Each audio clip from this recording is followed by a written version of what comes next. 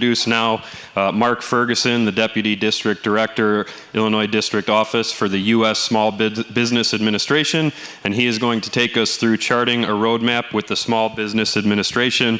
Everyone, please give a round of applause to Mr. Mark Ferguson. All right, thank you very, very much. For those of you, I see a few familiar faces, and then I see some unfamiliar faces. And if you ever had an opportunity to hear me speak or been in one of my classes at the college or whatever, wherever the case our paths may have met, I am very, very, very practical. So I'm not a real big on pomp and circumstance. So what I want to start off with is that all of you are all spread around, and I get it. Like I said, I've been a college professor since I was 29. I'm 66, so don't let all this fool you. I got 43 years of lending experience, unapologetically and unashamedly. Yes, I'm telling you this.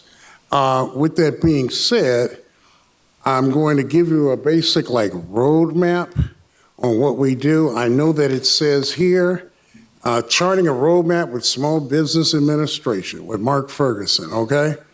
Well, that roadmap is kind of extensive, and it goes around the 3 C's. But before I start peppering in on what it is that the SBA is all about, how many of you are in business now?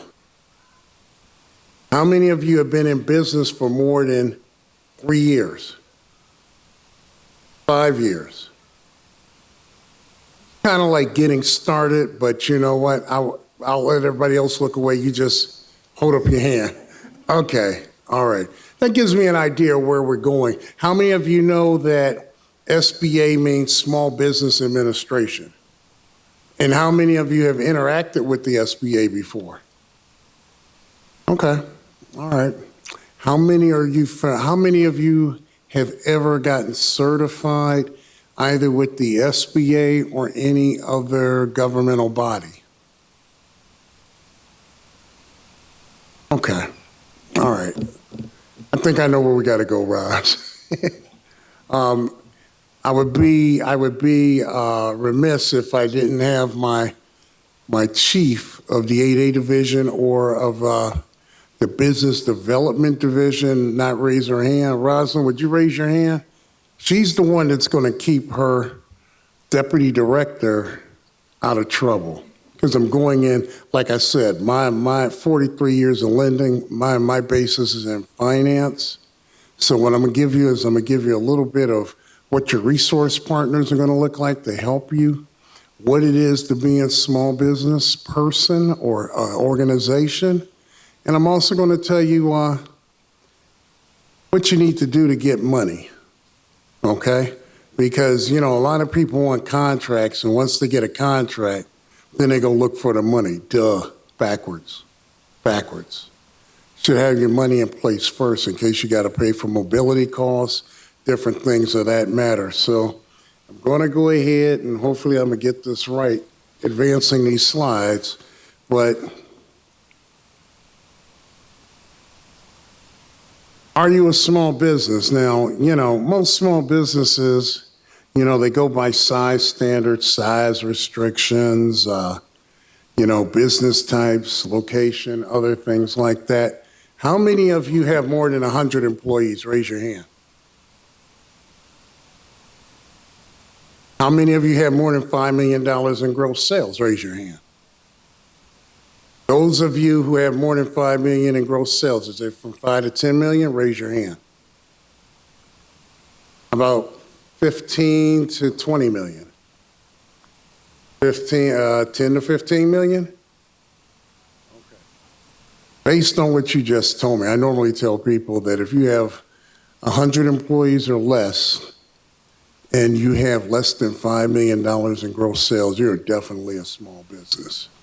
Now, if you're going to do this thing according to the Marcus of Queensberry rules and not Mark Ferguson's rules, you can actually go look up your NAICS code and go find what your exact size standard would be, okay? But I'm just trying to cut through that minutia so we can get to hopefully the Q&A that you're gonna need to ask me sooner than later. How about that? Is everybody in agreement with that? Or would you like me to give you a formal presentation? All right, well, all right, so like I said, you got size standards, business types. In order to be eligible for going after government contracts, you got to be located, be a United States small business, primarily within the U.S.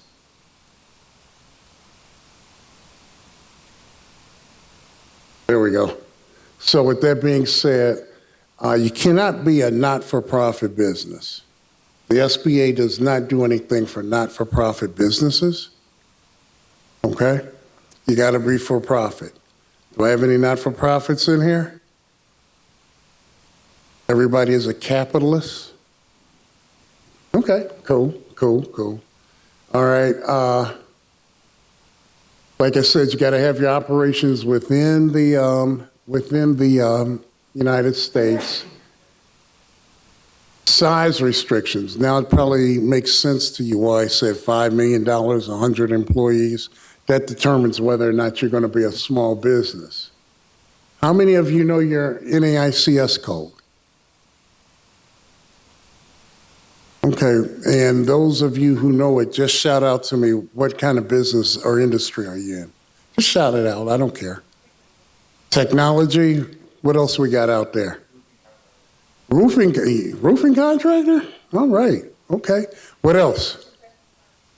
Professional services? Got some other folks out there? I'm sorry, what was that? Okay, I thought I saw somebody in the back.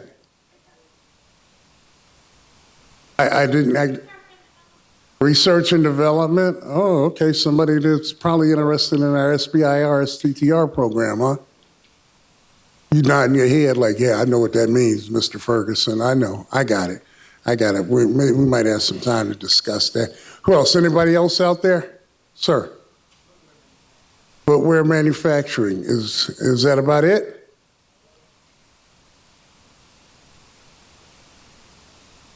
Okay. Ma'am? Event planning. All right, well, I can tell you from a loan officer, I've made loans to all you guys, or businesses like that, whether you're sole proprietors, corporations, LLCs, what have you. But you couldn't be a nonprofit. You got to be for profit. All right, so if you know you're batting 100 right now, if you know your NAICS code, you know basically your size standards. Okay, if you're not sure, you can always go to the Census Bureau and get more of a defined measure. Now, I will be remiss if I didn't tell you, we have a lot of people that I will talk about a little later about our 8A program. You got a lot of people going for contracts that have more than one NAICS code. Is that right, Ms. Putman? Okay, I just want to make sure. I don't want to guide this esteemed audience astray. Okay? So, is your business ready? How many of you think you're ready to do business with the government? How many of you aren't ready to do business with the government? Oh, so I got half of you saying, or a good third of you saying, we know, but the other 2/3 is undecided, right? Okay, all right. Are you bankable? Bankable. Meaning, do you have a banking relationship within your corporate name? And you know your loan officer, and you can go to them and say, dude, I need a line of credit because I got to do this roofing for a Social Security building at 600 West Madison, and they don't play, and it's a federal contract. I need my money. I need it now. Okay, that's what I mean by bankable. That means that your credit is in order. You have a reasonable assurance on how to read your financial statements, and you know where you're going from there. You know how to lead your business from not only a work ethic point of view, but a financial point of view. That's what I meant by that. Does the government have what you're selling? Some of you might have this great idea, but the government isn't buying what you're selling. So, you're barking up the wrong end. Do you have a federal contracting experience, cash inventory, working capital? How many of you really understand that term, cash, inventory, and working capital? I mean, don't be ashamed if you don't look, like I said, I've been a college professor longer than I've been working for the SBA. And I've been at the SBA for 33 years. So I teach this in college. So how many of you really, really know that cash, inventory, working capital, that statement there? I'm sorry, what was that about work? No, your working capital is what pays your bills, my dear. Your working capital are your current assets minus your current liabilities. That's that money that funds goes through your company from month to month to month to month that tells you that your bills are being paid. Let me put it to you this way. You have the accrual method of accounting where something is recorded whether you received the payment or not, okay?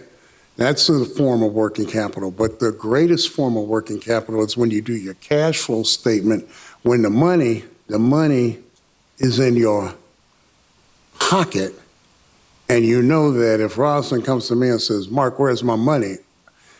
Girl, I got that on the accrual method and I got it recorded. Where's my money? I have to be able to give it to her, okay? And so your working capital is what pays your bills. So it's very, very important that you look at your cash flow and see what kind of cash is going through your company, even before you start bidding on a contract. That's what I was talking about. We may talk about some lending aspects too, because a lot of times what happens, I'm the finance chair for the region for the Certificate of Competency Committee. And what that means is that if a contract officer says, yeah, you won the bid, but you're not all that in a bag of, you're not all that in sliced bread. They come to you one way or another. They come to us to get like a guarantee, our endorsement. We'll look at your financials and figure out specifically, do you have enough working capital to do what? Finance that contract, that roofing contract for Social Security. Okay, you might have it, and you might look at your business partner and say, do we have $250,000 in mobility costs to, start this contract off? No, we don't. Do you have the ability to get it? Yeah, we do. When can we get it? Can we get it like tomorrow? Yes, because I already established my relationship with my banker because I'm what? Bankable. You guys beginning to see the picture on how this relates? Okay. All right. Are you capable of filling the government contract? Well, if you don't have any money, you're not going to fulfill it. And if you win the bid on that contract and you can't fulfill it, the government can play dirty with you. And, well, then you'll be running over to my buddy Daryl over there in the Apex Accelerator saying, how come they're trying to put me out of business? Da-da-da-da-da. Well, that's your fault. Because you're supposed to be, are you ready to do business with the government? So you don't want to just frivolously start bidding on contracts. This isn't one of those things where, Tavius, food and drink for all my friends. It doesn't work like that, folks. Hardcore reality, all right? Do you know where to find your contracting opportunities? How many of you know where to find your contracting opportunities? 1, 2, maybe 3 people out of maybe the 50 in here, 4 out of the 50? Okay. A lot of times we have our resource partners that will help you, but then we're going to go into something called a couple of registrations, and we're going to get into a little bit more of this a little deeper, and I'll hopefully give you the answer to how to find some of these opportunities. How I'm doing, Roz? Thank you very much. Like I said, she's my guardian today. All right, so if you didn't know, federal government is the world's largest buyer of goods and services. What you probably didn't know is that 23% of those federal contracts are supposed to go to small businesses. Small businesses, according to Mark Ferguson's definition, 100 employees or less than 5 million, but you know that you want to get the real size standard. You're going to look it up in accordance with your NAICS code. All right. Do any of you know what any of this mess means? And I say mess, you're probably saying, boy, did he call these contract methods mess? Well, no. Yeah, I did. Because for the regular layman, I don't know. Full and open competition, small business set aside, sole source contracts. Anybody have an idea what we're talking about there? Sir? That's what okay, yeah, okay, right on. Tell me if you want to tell me something.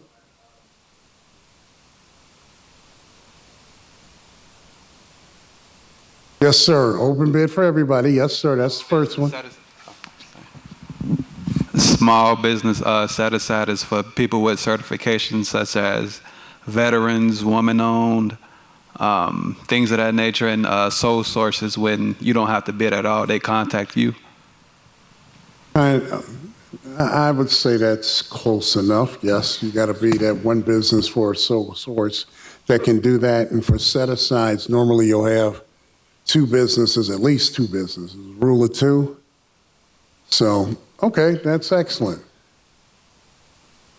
So everybody knows what kind, 3 contracts we have out there. How many of you are going to look this up in detail later? Okay, that's my promise keepers. Those are my folks that are going to be out there that really, really want to know. Because you know what? Let me tell you guys something. Whatever course you take or whatever you do here, I'm going to tell you, contemplation and preparation without application brings no jubilation. So whatever you learn here today, make sure that you understand the principle behind it so you can go ahead and apply it, because it doesn't do you any good if you just like, well, that's what Mark told me. Okay, well, what are you going to do with it? I don't know. He didn't tell me how to apply it. Well, you know how to apply it. You've been doing business. Take that rule and apply it to the facts and become successful. See, part of the deal here with SBA and all its partners, including the City of Chicago, the state, the Department of Commerce, Economic Opportunity, the county, all the economic development organizations out here, it's up to us to try to give you the power, at least I tell the Illinois District Office, it's up to us to give you the power that you can reach your highest potential so you can change the world through your small business and make it a better place and make everybody affluent, make everybody, raise the quality of life with your communities, okay? So, how you feel about your answers? Pretty good? Huh? Okay. And as it says, level playing field with everybody there, rule of two, subcontracting. But look, the sole source, one firm may provide compelling urgency, international agreement, national security, public interest. Roz, I need to ask you just to make certain that the sole source is usually for 150,000 or less, or has that changed for contracts?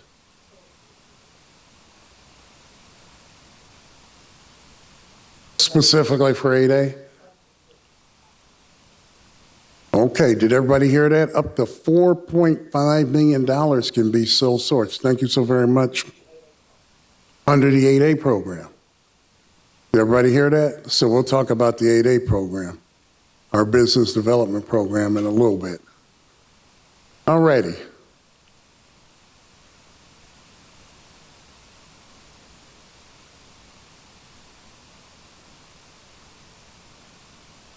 That's how we're divvying up the pie. Remember I told you about the 23%? Where do those contracts go? This is where we meaning the SBA, we try to hold the other agencies' feet to the fire to try to get them to do business with us with regard to small disadvantaged businesses overall is 13%. but I see a lot of women out there that have their own business. 5% would be going to you. I'm sure I got some veterans. You don't have to tell me if you're service disabled, but if you're a veteran, we got a little something for you. We've got hub zones. Some of you, if you're not familiar, if you're not in the 8A program, but you're in a historically underutilized business zone, you'll get some love from us for being in there, and we also have some eligibility requirements for that. All right, and as said before, set aside a reserve for small businesses between 3.5 thousand and 250 million, okay?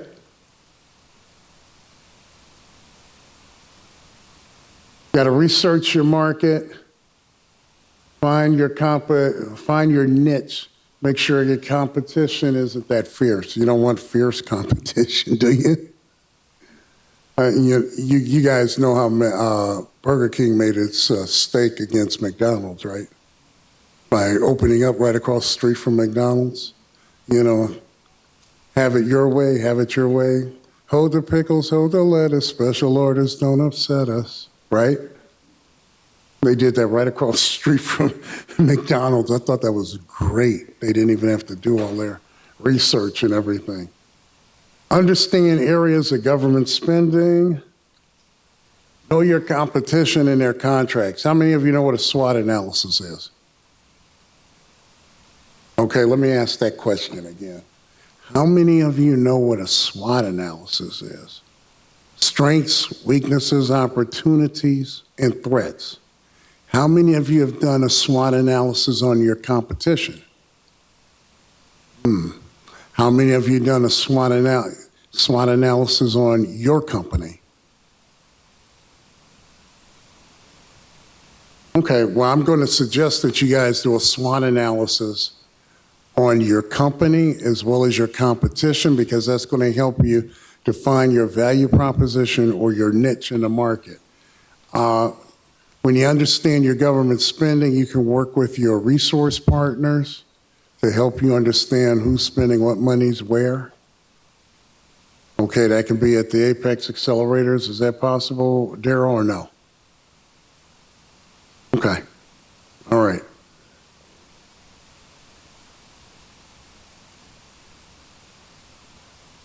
Now, you know, if we've gone to this unique entity ID number instead of doing the DMB, you need to register.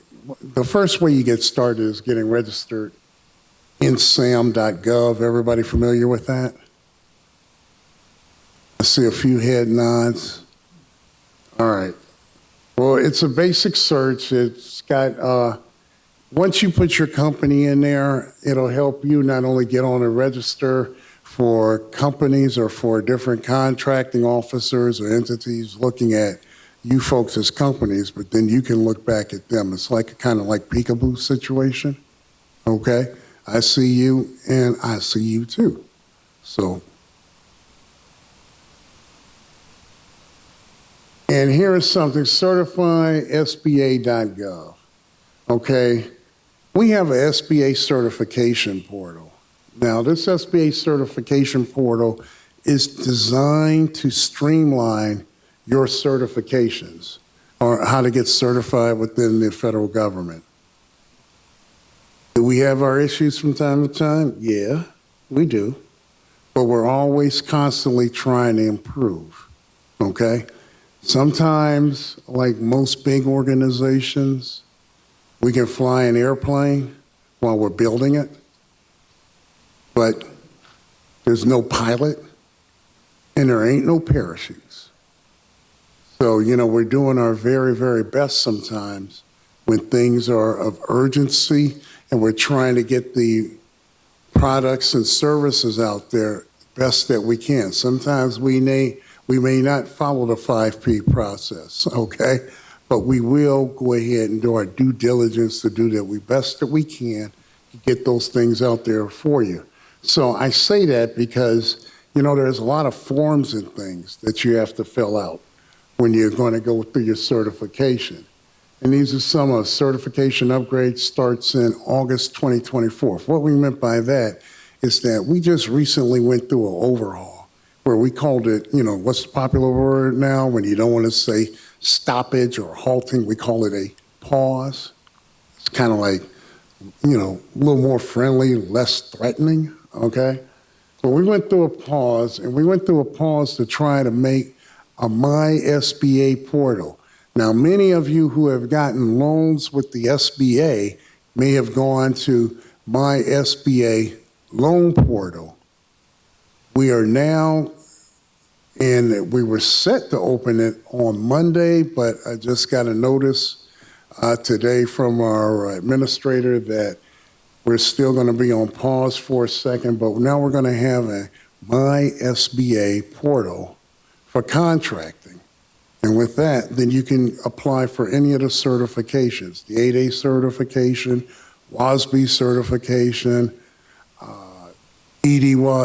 economically disadvantaged WASB, 8A, Hub Zone. It's going to be like a one-stop capital shop, and it's all going to be on the computer. It's all going to be through a portal. I'm sure many of you aren't as crippled as I am when it comes to computers. I hope. I hope, okay?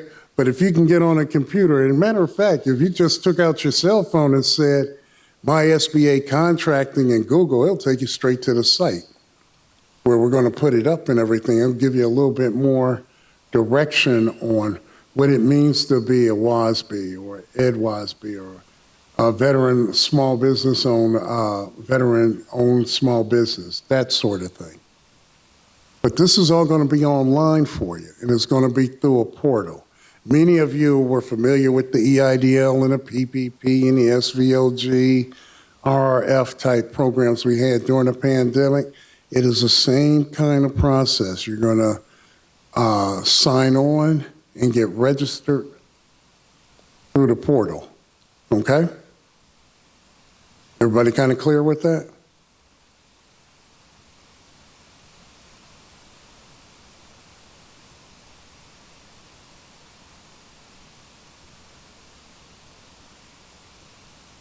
This is in the past now, ladies and gentlemen. We had our pause that went into effect on August 1st, and this was just letting folks that know that if we had applications already in process, this is what was going to happen. We're going to hold them, try to process them out, but we weren't going to accept any new applications. Keep your eyes peeled. Like I said, the opening for the SBA portal for certifications, the contract portal is set for the 9th, but like I said, as of today, I got a memo from our associate administrator saying, well, we're not just ready yet. What does that mean? I don't know. I really don't know. But, just stay tuned. Just stay tuned. Just be aware that this is a possibility, because I don't want to promise you folks anything that I can't deliver, all right? I don't say that I do when I don't, and I don't expect any of my team nor the resource partners that work with us to say that they do when they don't, okay?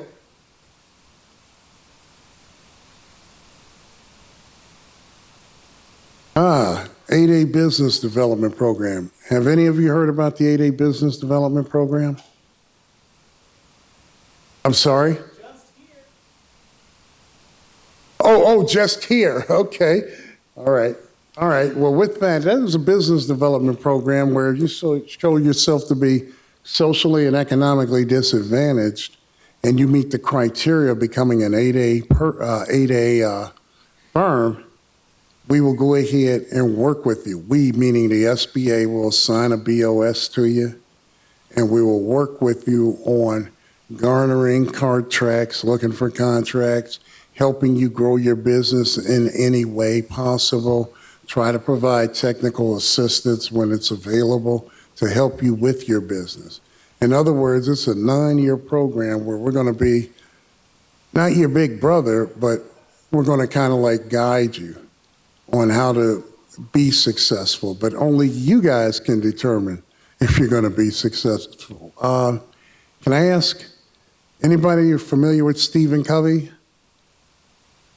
And 7 Habits of Highly Effective People, raise your hand so I see. Okay, so if you're familiar with his sayings and everything, starting with the end in mind and doing first things first, okay, that sort of thing, you will do yourself good. Because what happens, and Rosalind will tell you, when we try to work with you to build capacity in your business under the 8A certification program, when you get into the program, all of a sudden everybody thinks they've hit pay dirt. I ain't got to do nothing. Money's just going to be falling from the skies like manna from the heavens. It doesn't work like that. You're going to have to depend on your own intestinal fortitude to try to get the things that you want to get, because you are the leader. You know, LEAD, listen, evaluate, assess, and then direct. You are the leader. So these are things that you have to do leading your company. And sometimes people don't want to do that. They think all of a sudden, just because you're in the 8A program, we, the SBA and the ILDO team, is going to do this for you. Well, I can tell you that this isn't our dream, it's your dream, so act like you know. But we'll be there to assist you. We'll be there to work with you. We'll be there to point you in the right direction with our resource partners to get you to where you need to go. But before you do that, you got to know where you want to go, right?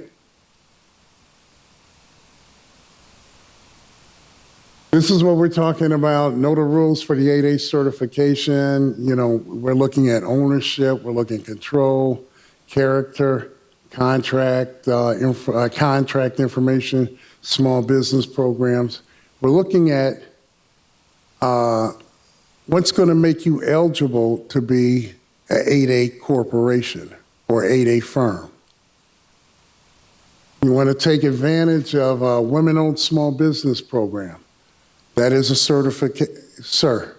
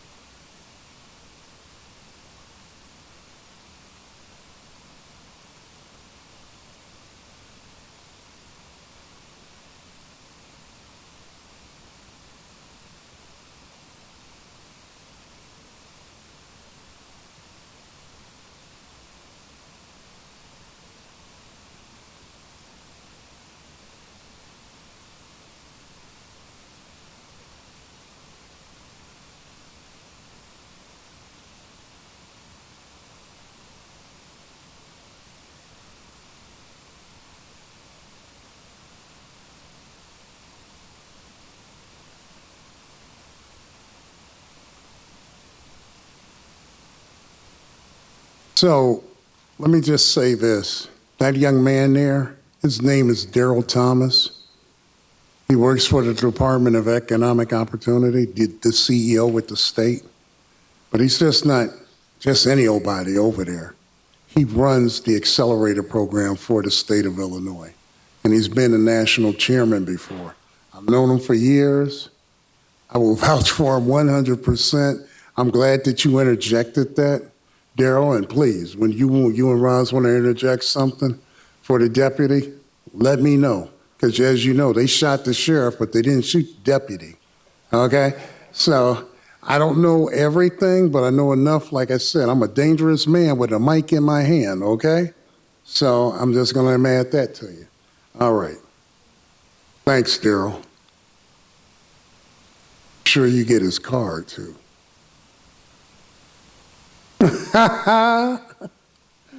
Okay. Some of the requirements, you know, you're always going to have that 51% ownership requirement.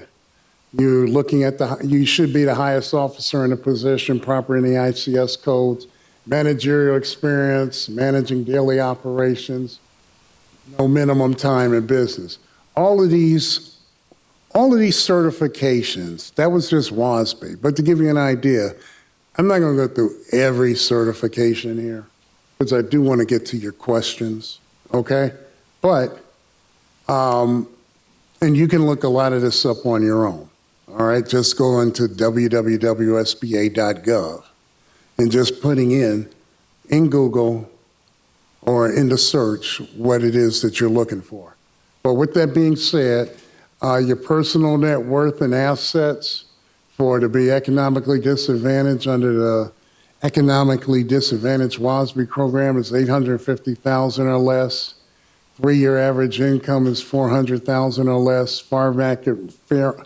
Fair market value of assets, $6.5 million or less. They're talking about your property, real estate property, ladies and gentlemen. Okay? Personal net worth excludes equity in business, personal primary residence, funds reinvested in IRA or other legitimate retirement accounts. So I stand corrected. Sorry about that. Same thing pretty much for service disabled, veterans. Do I have any veterans in here?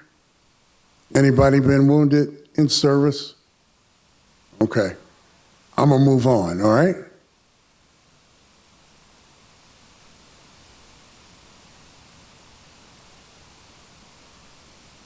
Same kind of scenario, Hub Zone. How many of you are aware of Hub Zone program? Historically underutilized business program. You know, we talked about all these different certs based on ownership of your business and this and that, but the Hub Zone program is another way where you can go ahead and build up spots in your community by putting your organization or your business there. You can build the capacity. There's Hub Zone set-asides for contracting dollars. But what makes a hub zone a hub zone? Hub zones are primarily based on your ownership, of course, 51% being owned by you, the U.S. citizen, but 35% of your employees have to be from a hub zone, okay? You have to be in a hub zone. You still have to deal with the small business size standards. That's never going to go away. But a hub zone is another way to go ahead and take advantage of some of those contracting opportunities that we talked about, just primarily based on your location. Now, procurement assistance.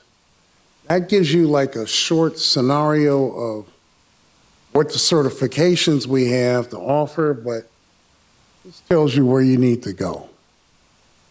SBA resources, we pride ourselves, and I'm going to say this wholeheartedly, we pride ourselves on the fact collaboration, communication, and cooperation with our partners.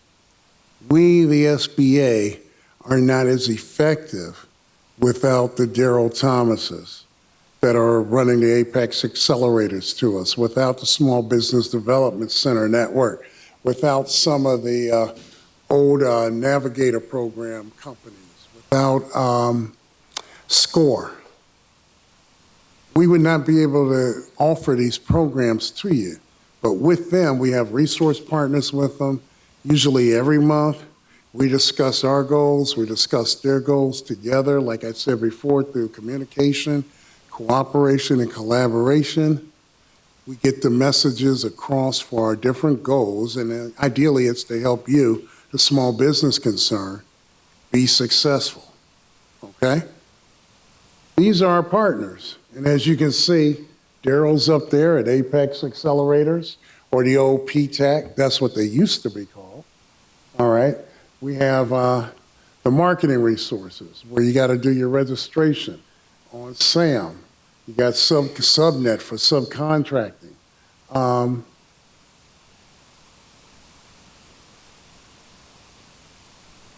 One of the things that I would like to point out is under the 8A program, you have your business opportunity specialist. Here at the Illinois District Office, of which Ms. Putman, that I pointed out to you folks, she is the chief or the supervisory business opportunity specialist. And on her team, if you're in the 8A program, we'll help you. And if you're real nice to her, she'll help you anyway, even if you're not in the 8A program. And she gives me a dirty look, but that's okay. I'm just playing with you, Rod. Okay, Empower to Grow is another program. It's a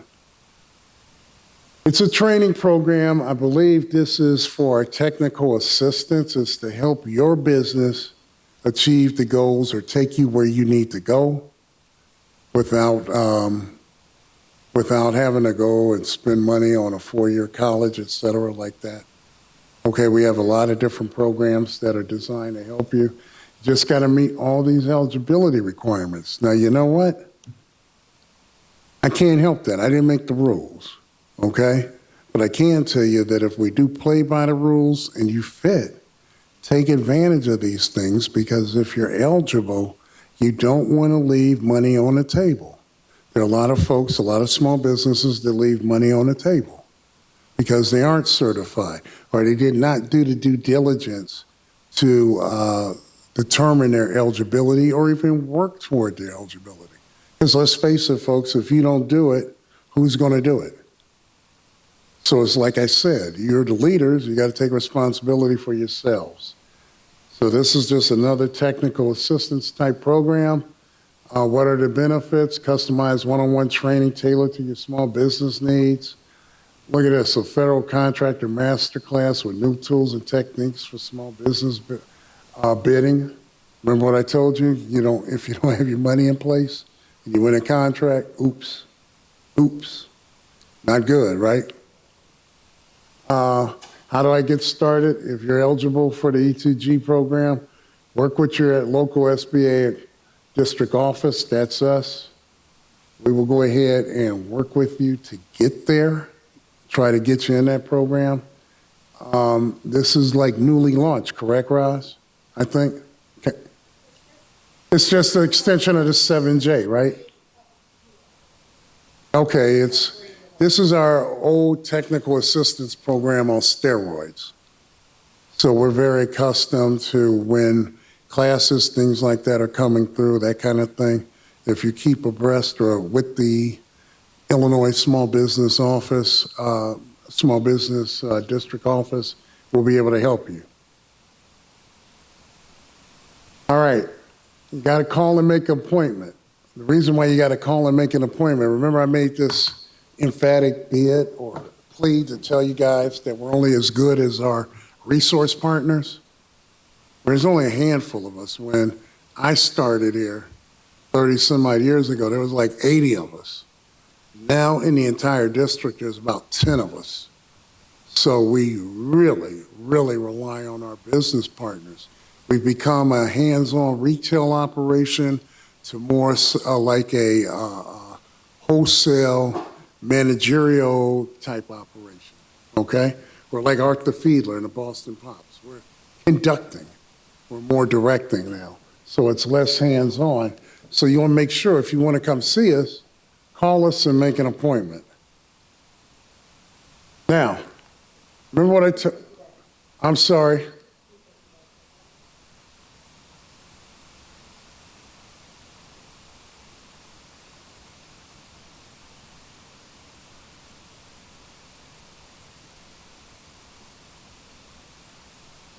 Contracting?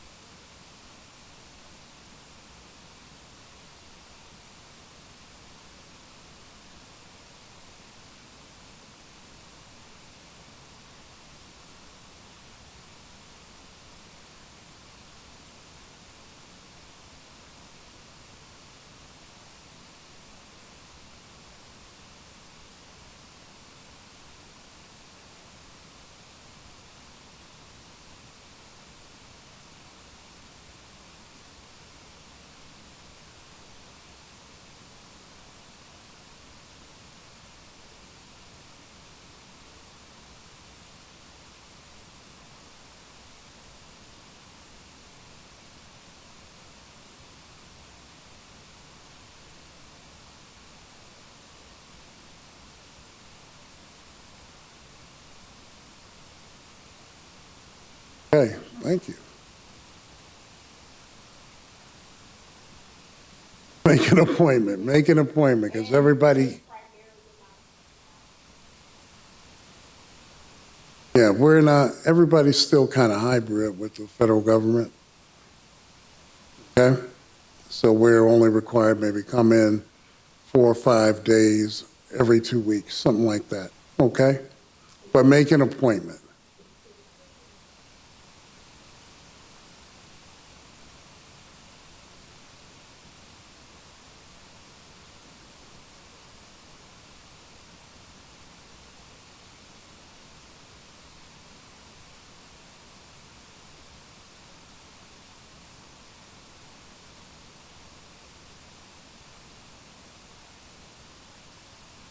That helps immensely.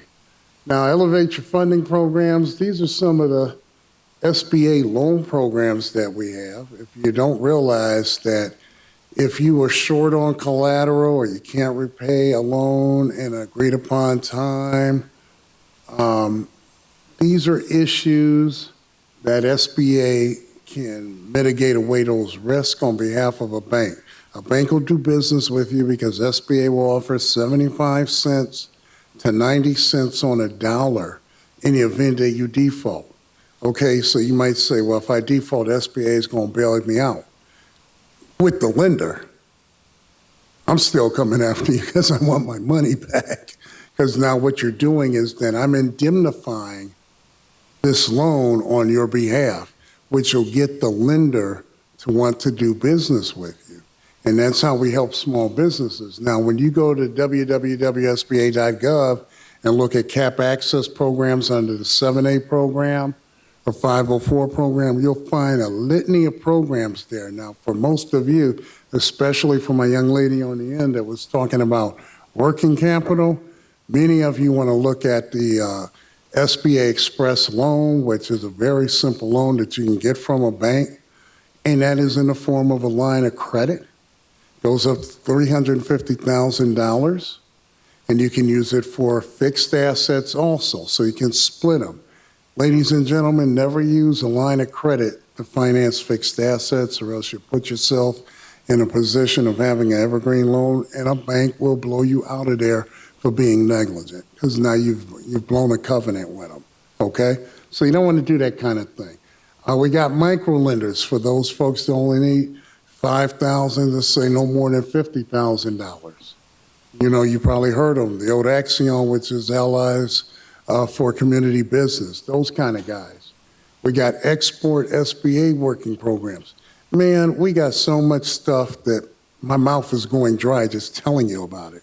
So with that being said, take advantage of our website, kind of learn about those programs. If you need to, you can always go to some of our resource links up here.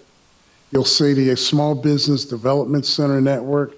They're one of our partners that we operate in conjunction with the Department of Economic Opportunity and the CEO, Daryl's group. He just heads one side of the department, the CEO. But we have the SBDC network. We have the VBOC network to help our veterans. We have the My SBA loan portal.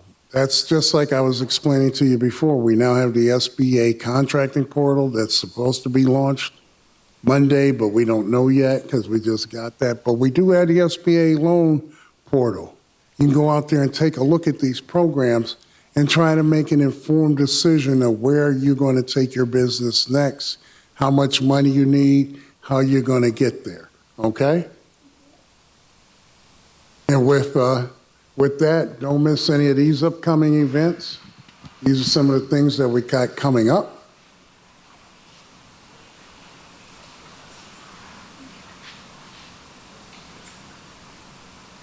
You can follow us on LinkedIn. Oh, I'm sorry, I'll go back. Yes, ma'am. Folks, this is as good a time as ever for me to mention. I see you guys taking furious amounts of photos of the screen. If you registered for the event, which you did because you're here, you're going to get a follow-up email sometime in the next week or two. We're going to post video playbacks of all the sessions and attach all these presentations to the follow-up website so that you guys can make sure, because you're all taking in a lot of information here today, we understand, but we will have a website set up here in about a week or two after the event where you can go back and watch these sessions and look directly at these presentations. Thank you. All right. You can follow us up on LinkedIn. Want more information on the SBA? Take a picture of that. Send you a national resource guide. We do have a booth out on the exhibit hall where we got some resource guides for you. There you'll see Roz, and you'll also see a young lady, another BOS, Business Opportunity Specialist. You'll see her there. Ask them whatever questions. You're free. I guess we can open it up for... He is indeed a dangerous man with a mic in his hand. Please give a round of applause to Mark Ferguson from SBA. We have some extra time for questions, so we will be able to get to all of them, but I do just want really quickly to mention one thing. For those of you who mentioned that you are unaware of where to find bid opportunities, I'm here to tell you that at least with the City of Chicago and government agencies, our partner agencies locally, your search is over, because right outside this room, and I do mean directly outside this room, I see a few of you have copies, but some of you don't. 4 times a year, once a quarter, the City of Chicago publishes this guidebook. It's called the Consolidated Buying Plan. And what it is, it's a 15-month forecast of upcoming procurement opportunities with not only the City of Chicago, but 12 additional government agencies, so State of Illinois, Chicago Public Schools, Forest Preserves, Park District. Important thing to remember with this one, this is a planning tool. This will help you plan ahead. Again, it's a forecast, so it's not going to give you exact dates. Nothing in this book is going to be readily available for bids. But if you want to get a head start in planning ahead to make sure you're ready when bids do hit the streets, this is going to help you look ahead up to 15 months in advance. The second thing you can do, right inside this front cover, there's a little paragraph that talks about the buying plan, and at the very bottom of it, there's a link to sign up to something called the DPS Alert. The Department of Procurement Services, every single Monday afternoon, sends an email to everyone who's subscribed to the DPS Alert.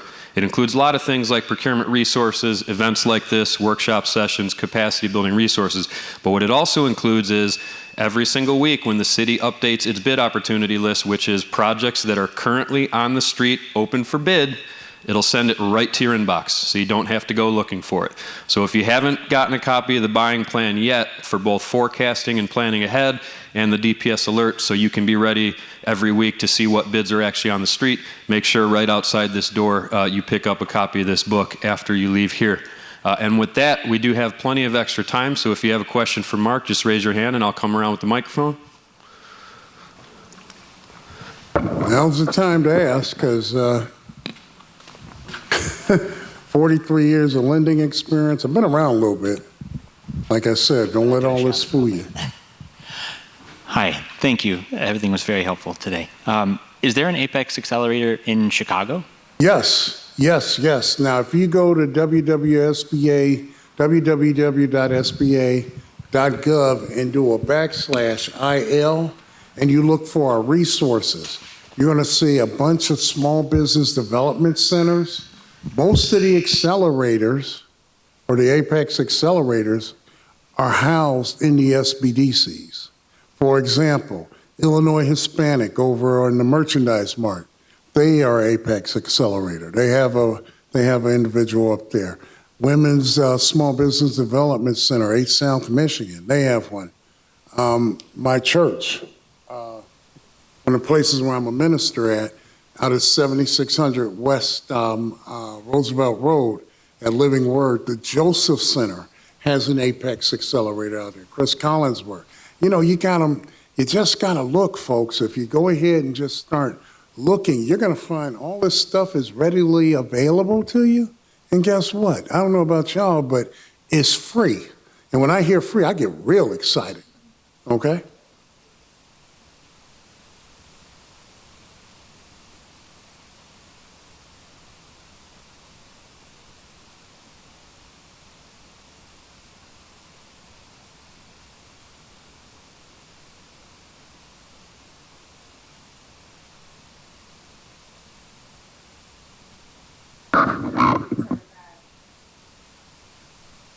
I don't believe that. I think there's a lot of money to be made in certification, not from the government point of view, but from your point of view, okay?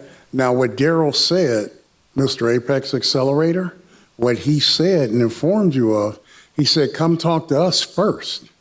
Because you know what? Every third Wednesday of the month, we do have what we call an 8A orientation where Rosalind or one of her team will go ahead and tell you what are the qualifications to become 8A certified. Now, as I said before, you got to put a little elbow grease in this because a lot of times people say, oh, I got my 8A certification, I hit the mother load. No, you probably opened up a can of worms if you're not going to work it. Because there have been people that have gone through that 9-year program and they may be better off and they may have gotten even increased their private contracts, even more so, but they did not increase their federal contracts because they didn't go out and press the flesh as much as they would have with their commercial contractors or going after their commercial contracts. Okay? So, no, I'm not going to G for that. Usually people who don't know nothing tell you the downside of something. I'm not selling insurance of what if. I'm selling you what can be, okay? And if you go ahead and you assert yourself and you're positive, if you keep love in your heart, living our victories every day and hope, helping our people excel, you got the world at your fingertips. But it's all dependent upon you guys, not us, you guys. Yes, ma'am.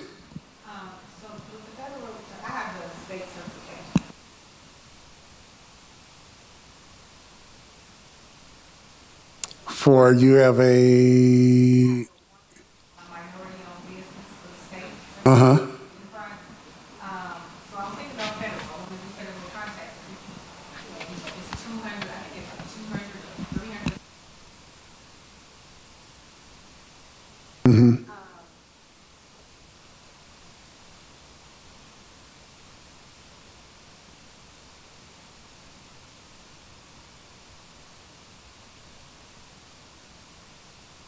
Okay.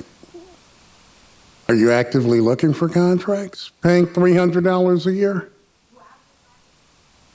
Okay.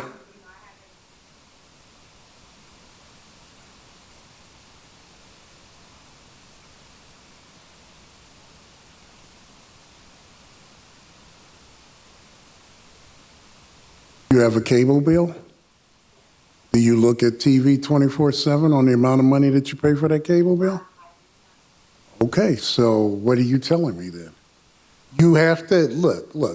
I'm not going to give you an excuse. Okay? I'm going to say this to you. You're going to get what you put into it, okay? You know, look, if I'm paying $300 a year, I'm going to try to put it to good use. I'm going to do my very, very best. I'm not going to sell the downside to the program. I'm going to look at the upside because once upon a time, somebody got you to do what? Sign on the dotted line, right? And you had visions, sugar plum fairies and all that in your head. But again, what did I just tell you folks? I said, once you get in the program, ladies and gentlemen, it's not like manna coming out the heavens, dropping in on it. It's going to take a little effort. A little effort from each and every one of you. So you gotta do what you gotta do. Okay? You know, you really want something. If you ever really wanted something really bad, you got it, and then you're like, man, I am the man. Right? Well, you gotta have that kind of swag. You gotta get your swag back. And don't let anybody take your joy and take your swag from you. Go out and get it. That's why I asked you folks, have you read Covey? Had you do some of these things? Because, you have,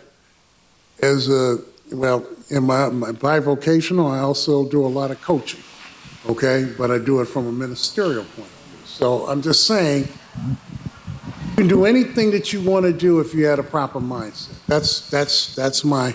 I'm here to help you reach your highest potential so you too can change the playing field for the betterment of yourselves, your company, and your community. And I hope that comes through with the SBA and with all our partners, because that's why we're here. I never worked a day in my life because I'm doing exactly what I like to do, and that's help all of you. Can't do it all by myself.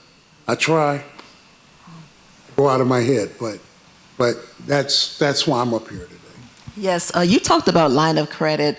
Are you mentioning the traditional line of credit or the business line of credit when you spoke on it earlier? I'm not talking about a HELOC. Don't. Okay. Hey, folks, Right. you want to be a business and stand on your own? You should have a email address that reflects your business. It's not Mark Ferguson at Gmail, and I'm doing roofing. You know, I'm Mark Ferguson Roofers at mfroofers.com. Okay. You got to have that same kind of commitment. So I'm talking about business lines of credit. I'm not talking about HELOCs. I'm not saying that you can't get off business that way. And we all got a friend of a friend, right? Got started in business using credit cards, right? And it was fine for them. Well, that might be one story in a naked city told. Because there are some people that didn't do that well. Yes, sir. Hi. Excuse me. I was kind of loud there. No, you sound like a DJ. You sound better than me. I'm sitting up here sounding like Marlon Brando in The Godfather. I appreciate that. Is there a difference between the state APACs and the city APACs, and do they work in conjunction?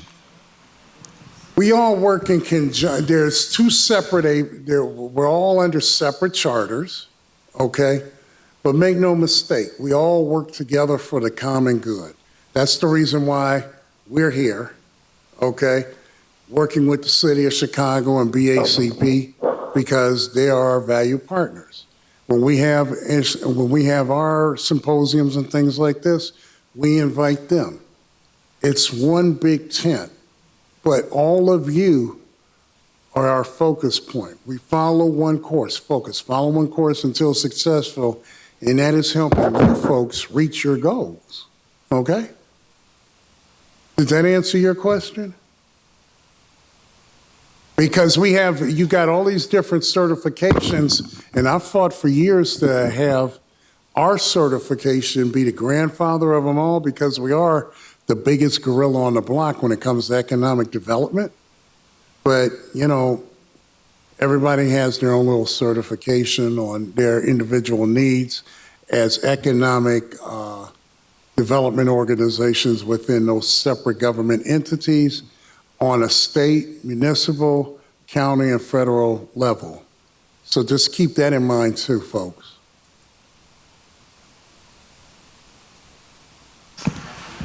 Do we have any final questions for Mark?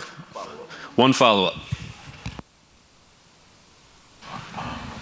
So the follow-up to the Apex question, Yes, sir. is there separate benefits to going either way? City versus the city. I would think that the city's going to tell you how to do the city contracts, and the Apex Accelerator, we're going to tell you how to do federal, city, county. Like I said, if you went through a hierarchy, we're the biggest gorilla on the block. A lot of people will design themselves after us, okay? That's the reason why I said I don't know why we're not grandfathered in. If you got a 8A certification, why don't you get, you know, why aren't you automatically qualified for county, municipal, et cetera? But it doesn't work that way. And, you know, I don't know how to change that. So, but I'm sure that there's forces out there that can change it if there's enough of a yell, you know, change it, okay? Any other questions out there? Because I see my good friend Jackie, she was like, letting us know it's time to clear out. So what we got here, anybody else? Well, I want to thank all of you for giving me the opportunity to speak. I hope that I wasn't being mean, but I hope I was clear. I mean, a lot of this is dependent upon you, and I can tell you, like any other thing in life, if you have a commitment and you show other people the commitment, they will go ahead and work with you. One of the things that I know is running a not-for-profit myself as a minister. When I ask for advice, they give me money, and when I ask for money, they give me advice. Go figure. So with that being said, ladies and gentlemen, I'm Mark Ferguson. I approve this message from the SBA, and on behalf of the district director, Well, at LeGrand, I want to thank you guys for having me. And if you didn't get it, 312-353-5430 is my phone number. Mark.Ferguson@SBA.gov is my handle. I can't guarantee I get to you all the time because I am in the executive direction role. But as you can see, I do love working with y'all. Thanks so much, Mark. Okay, thank you.